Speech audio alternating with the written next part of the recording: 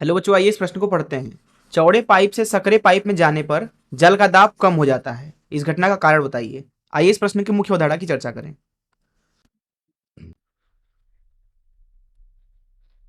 मुख्य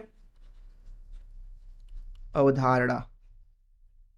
चलिए मान लेते हैं कि हमारे पास में एक पाइप है कुछ इस तरीके से, जिसे जो द्रव प्रवाहित हो रहा है, मान लीजिए इसका अनुप्रस्थ काट क्षेत्रफल भी मान लीजिए बदल रहा है।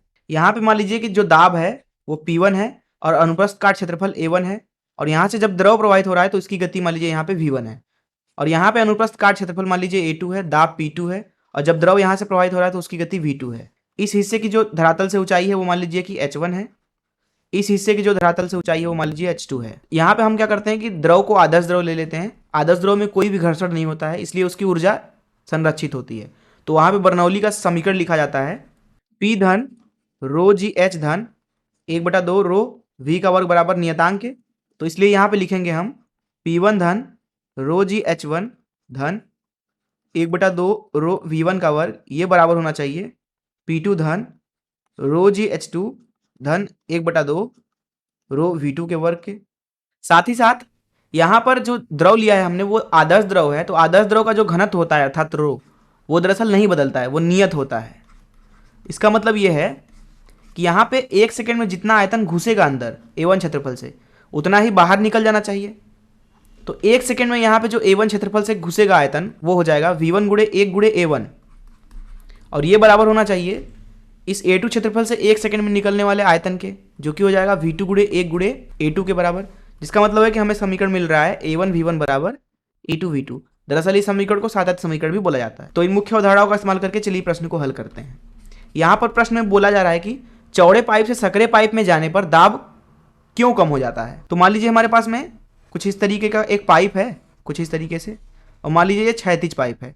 हम क्या कर रहे हैं कि चौड़े से पतले तक जा रहे हैं। चौड़े वाले हिस्से का मान लीजिए क्षेत्रफल A1 है, चौड़े वाले पर दाब P1 है।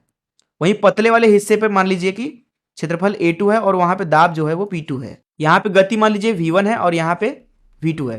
तो सातत्य समीकरण से लिखेंगे यहाँ पे हम A1 V1 बराबर A2 V2। ध्यान से देखें तो यहाँ पे जो A1 है वो ज़्यादा है A2 से, क्योंकि यहाँ पे हम चौड़े भाग से पतले भाग की तरफ जा रहे हैं, अर्थात चौड़े पाइप से सकरे पाइप में। अब क्योंकि A1 ज़्यादा है A2 से, इसलिए यहाँ पे जो V2 होगा वो दरअसल ज़्यादा होगा V1 से।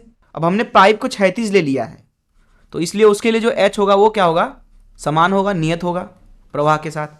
तो इसलिए यहाँ पे बर्नौली के सिद्धांत से हम लिखेंगे कि जो P1 धन 1/2 रो V1 का वर्ग होगा वो बराबर होना चाहिए P2 धन 1/2 रो V2 के वर्ग के, क्योंकि यहाँ पे रो जी H1 और रो जी H2 कट जाएंगे, क्योंकि हमने मान लिया कि जो पाइप है वो क्षैतिज है।